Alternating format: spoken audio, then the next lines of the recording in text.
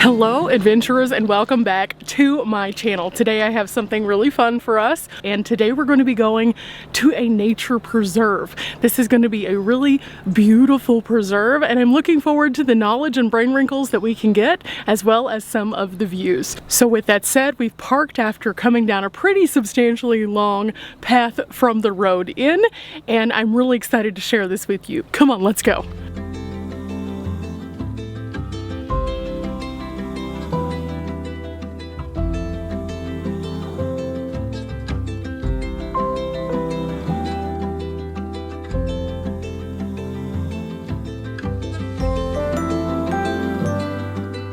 Okay guys, we are inside, and I wanted to show you all the map before we go outside and start exploring. We are at this wonderful river preserve. Now, a few things to note while I'm visiting that may be different when you're visiting. Currently, all of this that's over here in these little squiggles, this is currently closed because it's flooded. This is all right by the river, but there's still some great trails here, and we're actually going to go on one and learn a little bit more about this amazing site. Another thing I wanted to draw your attention to is, do you see this little leave no trace? We've been talking about this on the channel a lot lately, but it's super important for us to leave it better than we found it. So by being a partner of Leave No Trace, this site is available to us, and we're going to make sure that along the way, if we see any trash, we pick it up. I always enjoy coming to nature centers and preserves because they tell us a little bit more about the land around us. And today we're learning a bit more about the Hassayampa area.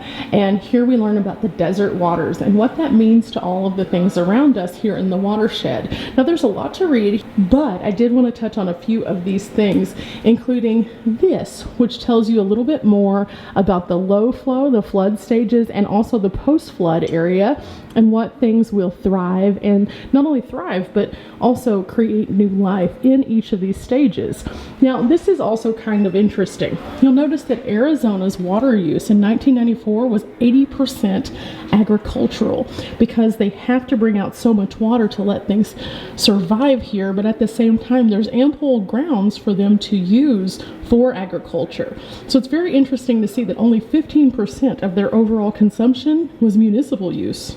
We can also trace the entirety of the river all the way through the various points, and even you can see as it goes through different washes and areas like that as it crosses all the way down to 10 here. The other reason we come to nature centers is so we can learn about what we might find in the outdoor areas, including all of these things right here. Now, along the way, we saw a sign as we came in that said, "Watch out for the sneaky snakes." That's a real thing, guys. Like, whenever you're in Arizona, everywhere you go, be on the lookout whenever it's warm outside.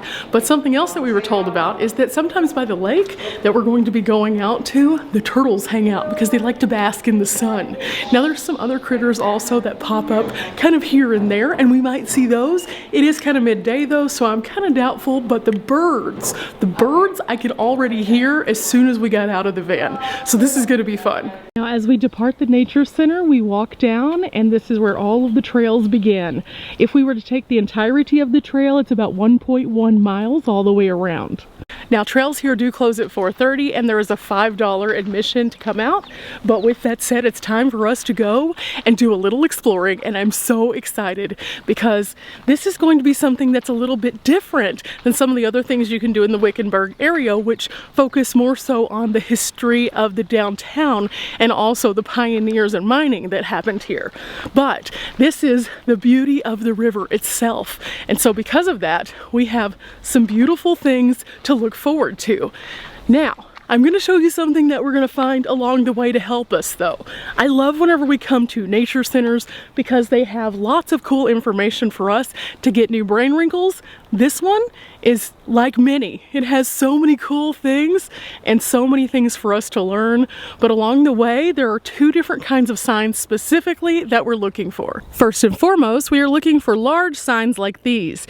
These are the ones that are going to tell us a bit more about the overall things that we're seeing and also the importance of these areas. These are going to be much more detailed signs, and as you can see, they're visuals that take us along the journey of learning more. For example, here we learned that this particular nature conservation actually is a nonprofit membership organization that was founded in 1951, and it was founded to protect all of the ecology in the areas. Now, this center is only one of many that are covered within this conservancy group, and in fact, to date, they have over 1 million members. They have special patches also that you can purchase inside, and I went ahead and got one and made a $5 donation. It's well worth it to do something like that to keep places like this alive and thriving and bringing us brain wrinkles and new knowledge. I think it's just great. But overall, I kind of wanted to share a couple more facts. Overall, 5,000 miles of river are actually covered through these kinds of groups, including 50 states, 30 countries, and 117 million acres of land. I don't know about you, but I think that that's pretty awesome. I think that saving the natural spaces is something that we should focus on. And with it being Earth Month this month, we should appreciate and enjoy the places that are like these a bit more. Because sometimes whenever we're in the hustle bustle of doing all of the crazy things that we do, we tend to forget to think about the world itself around us. And we shouldn't do that, because the world itself is what brings us all of the availability of oxygen and water and the beautiful spaces themselves. And so, you know, we have to protect it and take care of it. So with that said, let's go get on a trail and see what we can find. You know, we're in the desert, but you wouldn't be able to tell it from this, because since we are so close to the waterways, massive palm trees are forming a barrier oasis. It's shady, it's cool, and it feels wonderful out here.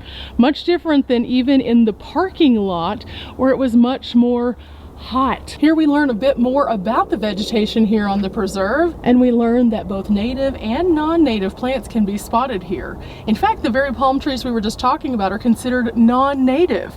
However, that's actually part of what makes this place special, is the fact that there have been this influx of non-native plants that have coexisted with the native plants and created this beautiful space.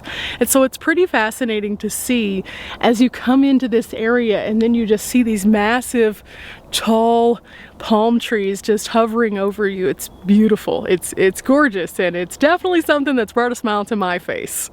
In addition, you might notice that there is a beautiful picnic area right underneath all of these palms, and you can be very close to the river and come out here and enjoy either a talk by one of the park's actual rangers or just a picnic with family. Okay, now we are going to be going along the Palm Lake Loop, so we're going to keep going down this way, and as you can see, the path is nice and wide, so we should be able to see if there's any critters that are on it, which makes me feel a lot more confident. Now, the Palm Lake Trail looks like it is about a half a mile, and it says that we could enjoy the shaded oasis from the spring-fed Palm Lake. This is going to be fun.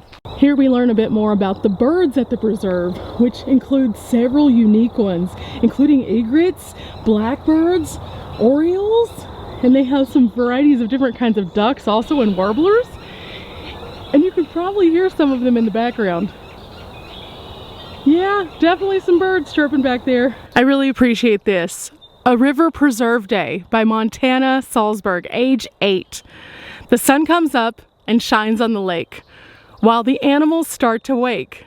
The coyotes go to the lake for a drink, where the ducks are swimming and turtles sink, looking for food in the water. The birds sing and fly from tree to tree, and down in the flowers are honeybees. The river gets higher after rain, and on the trails you can hear the train. The cows like grass to eat, the snakes lay in the sun for heat, deer, javelina, and bobcats too. See them here, not just at the zoo. You know, she's only 8 and she seems to already get it. So I appreciate that they've shared that piece here for us at one of the viewpoints. Now there's a couple different viewpoints along the way that you can stop at and take in the river. Right now, with it being so high up, it's kind of interesting to see it just looks so dirty and boggy because it's washed all of this stuff into it. And that's part of nature's overall plan. And so it's interesting to see how it works in the big picture. But we have a lot more trail to go, so let's keep walking. Whew, there's a lot of gnats over here though because of the water. I will say that. Whew. Oh yeah. Oh yeah. Whew.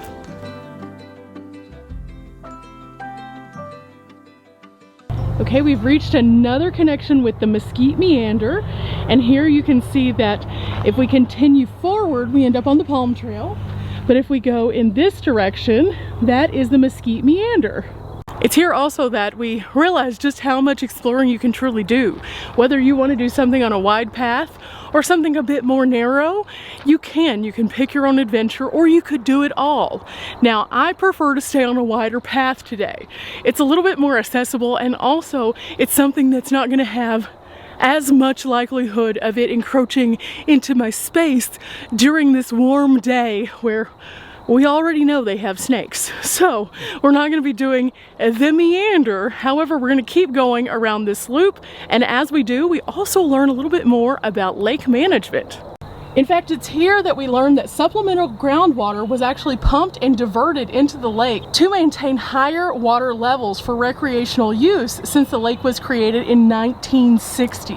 Willow and cottonwood quickly became established around the lake as a result of this. And one of the things that I can say is, as we're kind of going around, you'll see all of this white along the sides. That is all cottonwood. So you can only imagine this time of year is a very sneezy time, but it makes for some beautiful blooms.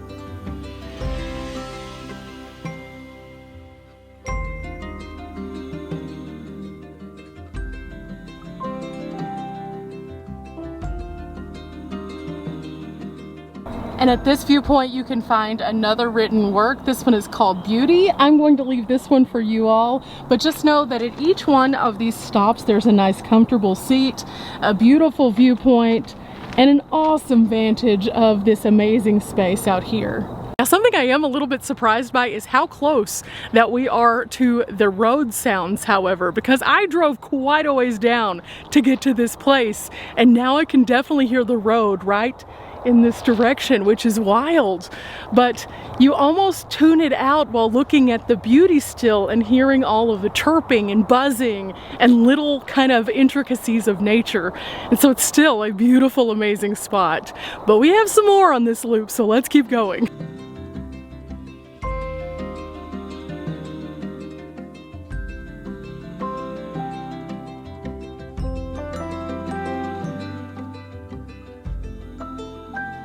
Now, this is the other kind of signs that we're looking for, these tiny signs that identify different kinds of vegetation around the trail. These are really cool and handy for learning about new plants. Another crossroad, and it takes us down. The Palm Trail is here, but they also have the willow walkway through this area where you can get a little bit closer to some of those willow trees. As we get to this clearing, you can see the gnarled and twisted, crazy looking trees. Some of these things are huge and they grow almost in a sideways pattern, some of which look like they've been downed, but when you look closer, they're actually still thriving, like this one right here. And then there's this one. This one is actually down, but some of these are not. And you can see where they've been trying to clear away some of this as a result of the crazy storms that have rushed through here recently. In fact, one of the things that I've learned while being in Arizona is that this year, like so many other places, the weather has not been typical. It's been anything but. It's been crazy. More winds, more rains, more snow, and as a result, places like this are starting to be impacted, including this area right here, which is actually flooded over into the path. Now, this is still crossable and we'll be fine. However, that's why the river trail is actually closed, because it's much worse than this over on the other side. So whenever you come, just go into the visitor center, ask them what's available, and then come out and enjoy. For the time being, however, we're going to take very small steps so our feet don't slide and we don't end up over there, because nobody wants that. Yay, we made it safely. And as we have come across this area which has some bubbling going on. I'm not sure if it's bugs or if this is part of the natural spring. It's pretty cool one way or the other, but it brought us right back to where we began this loop. Half a mile, super simple, nice wide paths, highly recommend.